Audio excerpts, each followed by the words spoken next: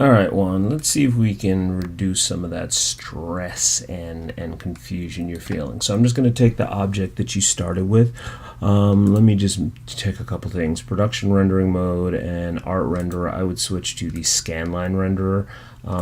Usually it's just a little easier to work with initially, and I know that it'll work. All right. So check this out. First thing you said is you're running into some issues in terms of just getting the texture onto your object. So let's address that first and foremost. I'm going to open up the material editor. This is the icon for it, or you could hit the M on the keyboard. Either one will work. This is your material editor. A lot of times people start out with the compact material editor, but the slate editor is really kind of more the direction we're going. So we'll just stick to that. It's a touch more intimidating, but it's well worth the time and effort. So we're going to keep this really simple. Part of the reason we switched to scanline is so that we can get to scanline. So right here where it says scanline, I'm looking for, what am I looking for? I am looking for standard materials, which I completely scrolled by. So I'm just going to double click that. I'm going to use my scroll wheel to zoom in a little bit.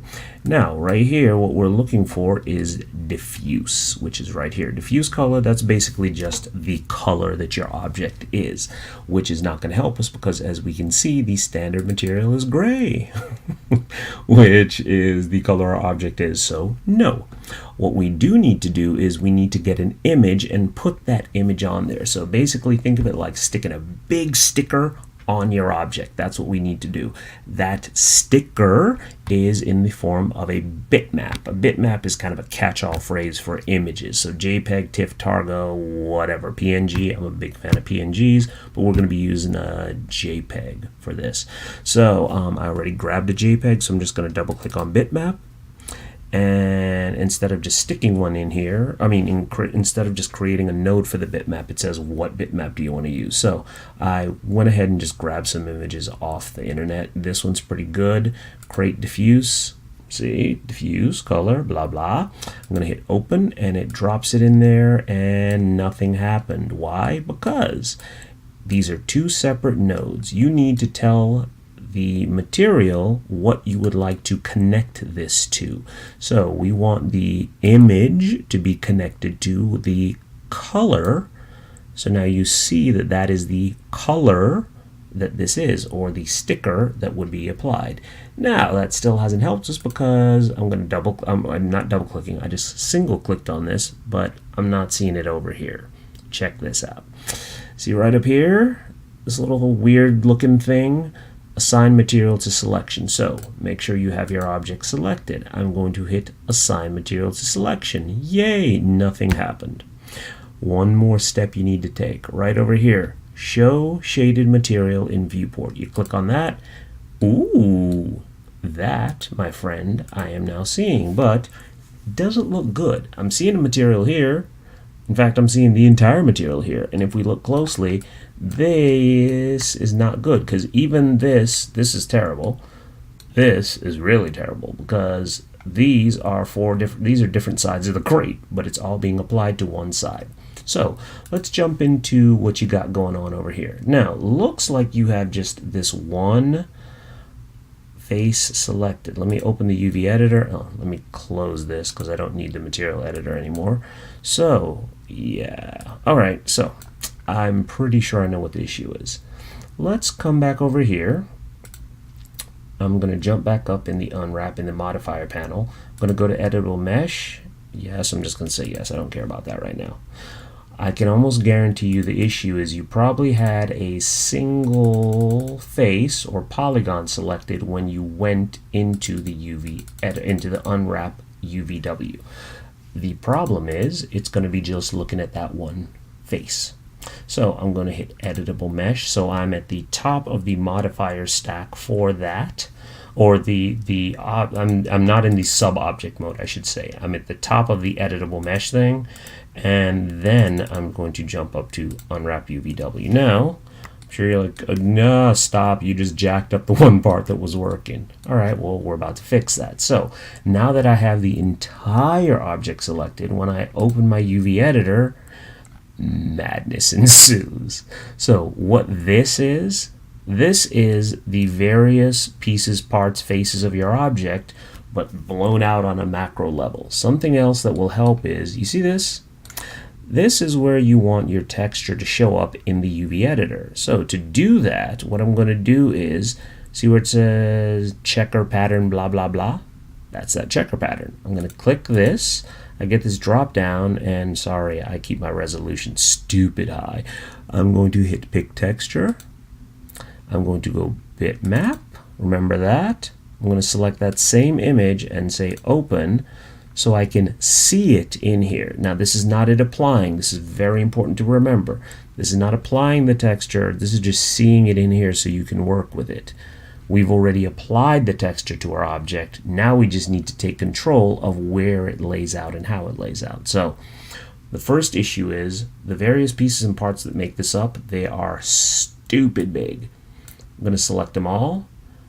And if you notice, in the same way that up here you have your move tool, you have your rotate tool, you have your scale tool, well, you have them here in the UV editor.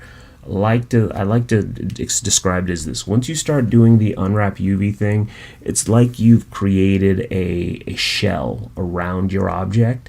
You can change this all you want. It's not going to change your actual object. It's just, you're breaking it apart and trying to figure out a way to put the stickers on it. So I'm gonna select all this, and I'm probably gonna do it in polygon mode. I'm a big fan of polygon mode initially. So you noticed I just selected it all.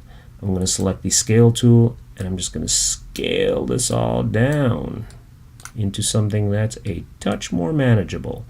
I'm gonna scale it down even further, and if you notice, as I scale this, this begins to make a little more sense. So I'm going to scale this down to a manageable size, and I'm just going to come in here and say, if I select that face, I can grab my move tool. Hold on. Move tool. So if I select polygon, come back, open up UV editor. Okay. Select my polygon, I have my move tool selected, and now I can come in here and I should be able to move that. Look at that. So I can move that. I'm going to just click here, and you notice that one selects. Click here, that one selects. Click here, that one is selected, so I can grab that sucker and move it off to the side. This one selects, and also you see this little weird yellow box that's coming up? That's basically saying, oh, that's kind of how it's trying to figure out to put the map on there, because it does try to do it. Here's some other stuff you can do. You can do like a planar map. We can do cylindrical, spherical, all that good stuff. So if you wanted to, you could have come down here and said, let me do a planar map. And if you notice, it tries to figure out how to do that. Now it's doing weird stuff. It would be helpful if you look and see where the green arrow is pointing. That tells me I should be doing it on the Y. So if I change it to a Y, guess what it just did? Instead of it being like, let me jump back up here, goofy thing, there we go. Instead of, you see this one where it's a little bit bigger, this one, by doing the planar mapping, by doing that and doing the Y, it tries to fit it to that face. So that's where it like scaled it out and fit it to this entire area, which is not terrible, but it's not quite what we want, because we want it to be a specific size. So just wanted to point that out, because sometimes depending upon what you're doing, it's good to play with these. Now let me jump back in here, and I'm gonna actually come back out of this, because I'm gonna go back to what I was doing, which is breaking these suckers apart for you.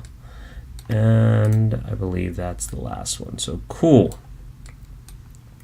Now all I need to do is a little bit of work figuring out which one goes where. So now if Now we just need to make a choice. So say this square is going to be one side, maybe this square is going to be another side. I'll make this maybe the front, this the back, and then I can pick if I want the bottom to be here and the top to be there or whatever.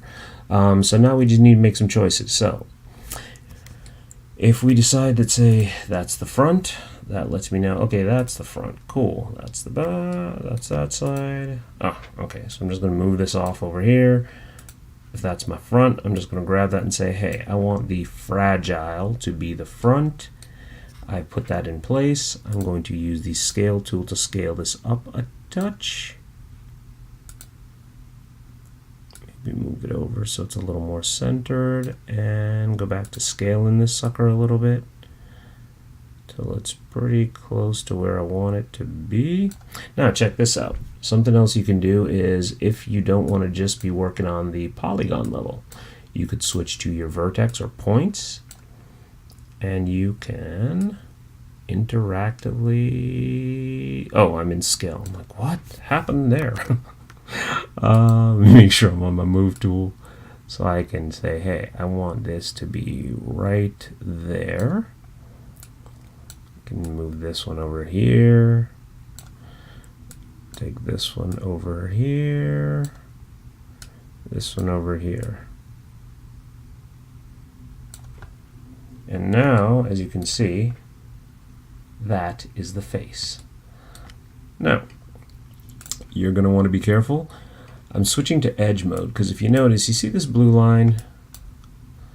As I select different edges, this lets me know that, oh, that's the edge that corresponds to this, if this was all still together. So I just want to make sure that if I'm going to put this somewhere, it kind of lines up. So if I really want to get specific with it, I could do something like say, all right, you know what? I'm going to take this entire thing and I could switch it up and go back to face mode. I could move this down here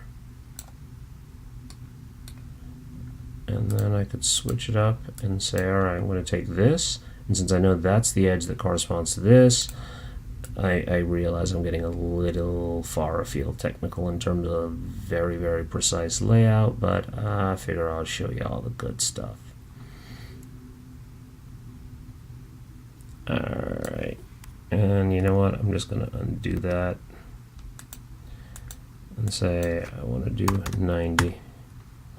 So I just dialed it in right there, so I knew that I was getting an exact rotation.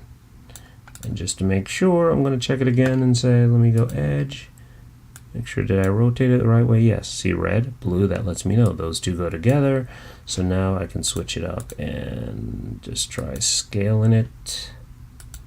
Usually works better in polygon mode. So I'm just going to approximate getting that laid out to about the right size. That's about right, about there. That's getting pretty close. So now I got those two set up. So I can come in here and say grab that one, which is the bottom one, figure out what's this one. That's looks like that is that side. So I'm just going to grab that and say, hey, I want to make this. So obviously, scale's a little off. Scale it up some. Move it over some. Don't be afraid to switch it up and say, you know what, forget points and polygons. I'm going to go with edges. And I'm just going to grab this sucker and move it over some. Oh. That's why you don't do that, because it looks like it's broken up into triangles and it's not wanting to move all together. So I'm just gonna, there we go. So that's looking a little bit better. Switch it up and grab this. Stick that there. And if I wanted to, I can change my scale, so instead of it being uniform, now it will allow me to do non-uniform scaling. But, I mean, again, that's really just going to come down to what you want to do and how comfortable you are with that. Move it down just a touch, and let me make sure you can see which one I'm working with, which is over there. And because I realized I was doing it, but I wasn't showing you, and you need to probably see that so you know exactly where the logic is. Alright. Oh, goofy thing. Alright, and so the other two, I can just say, oh, okay, cool. Well, I know that that is the bottom. So I can say, all right, well, I made the top fragile, so I'm going to make the bottom fragile too. And I already have a good idea of scale since I already did that one, so I'm just going to take that up till it's right about the same. I'm not going to get all pressed about it being the exact same size, because that's not looking too bad. I mean, if I really wanted to, I'd do stuff like get in here, and we'll adjust that 1 second. Let me get the last one done. And now this one, I can scale it down some. I can get it just about perfect for where I want it. And say, hey, I'm pretty happy with that. And that, my friend, is how you begin to get your object textured pretty closely. Now, if you really want to get into the details of it, yes, there's spots like this that are off where it's not quite lining up, and that's where you're going to want to get in there with the fine detailing stuff, like saying, all right, I want to make sure my edges absolutely line up and they're perfect. And that is something you can get in there and do if you really want to get froggy with it, which you don't have to at this point, but you know, I guess I should show you best practices. So say you were dealing with something like that, and you really wanted your stuff to be absolutely perfectly perfect. You could do something like this, where these two come together. So I'm going to take this, I'm going to line them up pretty closely to each other, and then I'm going to do this. Switch to edge mode, select these two edges, because I know that that and that, that's where these two come together. So I'm just going to select them both, and I'm going to say stitch. Oh, hold on. You know what the issue is? This is actually two separate pieces, so that and that. I'm going to select these two, and I'm going to stitch the two together. Yep. And now when I come in here and select these edges and I say stitch together, boom, now they've been stitched back together. Oh, I got ahead of myself. That's two pieces also, so I need to stitch those back together into one piece, and then when I stitch these two together, et voila. So again, little things like this, you can begin to stitch it back together. Oh, one other thing I'm going to show you. You see this? See how that lays out a bunch of different versions of it? So that's a way you could spread your stuff out if you didn't want to do it. But best practice is to put everything in here in that one square. Just wanted to mention that to you. The other thing you're gonna want to be aware of, you mentioned that your stuff's really blurry when you do get it on there. I would make the assumption that your image file is probably too small. If you were to look at the image I'm using, this starts at 1024 by 1024. I would never go smaller than that for a game image. And honestly, I would probably go higher. If I were doing a game thing, any kind of texture for a game, I'm starting big, or not big, but I'm starting at least 2000 by 2000 pixels. So that would help a lot. because then your image will be nice and clean and crisp. And that way, when you go to render, like so, oh, hell, let me just jump back. Yeah, we're good. When you hit render, then you get something that looks like that. So, actually, let me adjust this so it's a little bit better centered in my scene and hit render. Et voila, my friend. Now you have that, and that is nothing to sneeze at. That actually looks pretty good. I could save this image if I were taking the class. I could, choose a format like PNG or JPEG, give it a name, hit save that out, and then post it to class and impress the teacher terribly. So hopefully that has helped clear things up for you just a little bit and reduce your level of tension. All right?